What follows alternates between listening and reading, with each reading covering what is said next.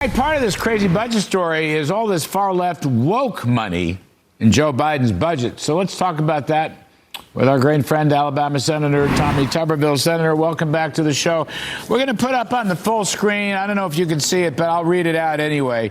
$90 billion free community college, $11 billion Interior Department cultural preservation, $10.6 billion climate research,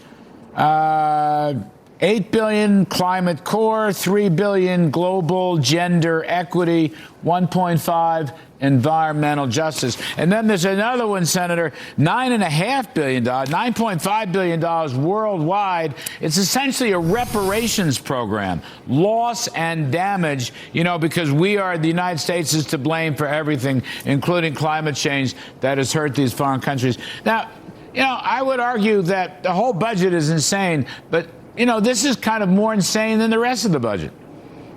Well, it's no change, Larry. You keep racking up the money, $34 trillion in debt and rising. Inflation's going up. $1.6 trillion for Social Security, discretionary spending. American people should know this. The money you've been paying for Social Security, Medicare for years out of your monthly paycheck or weekly paycheck, it's not up here. It's gone. The politicians have spent it. And so we're having to tax and take money and have a bigger budget just for that. But this climate hoax, all the money that's going into that, the money, there's, I think, $482 million that's supposed to go to Ukraine. It's just one thing after another American taxpayers are having to pay for. We're borrowing $80,000 a second, $4.6 million a minute. The taxpayers can't stand it. They're in a spiral, a disaster spiral. This will be an end to Joe Biden, not just this budget, but also the inflation going up. There's no way Jerome Powell now can drop the interest rates, and he needed that to drop to be able to save his candidacy, but it's not going to happen. There's no way he can drop interest rates. Well, that's a good point. I think it does box the Fed in. And Biden himself has already said he expects the Fed to drop rates, but I think you're right. But the other thing is relying on taxes, $5 trillion tax hike on successful earners, on corporations, on businesses. They're not going to get that money. I mean, that's not real deficit reduction. That's just class warfare. They'll never see that money. It'll never happen.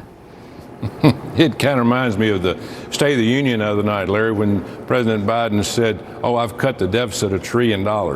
I don't know where he's getting that from, and he's putting a burden on the taxpayer and small businesses. Small businesses and our farmers in this country have built this country, not the illegals, and we need to stand up for them and quit putting the blame on them and quit putting the burden on them and give the taxpayer a relief. I mean, they need relief. They don't need more money spent in climate hoax, money going overseas when it shouldn't have to. Yep. It's just it's a disaster. Let the folks keep their own money. That's a good point, Senator Tommy Tuberville. We appreciate it, sir. Talk soon. Folks, I'll be right back.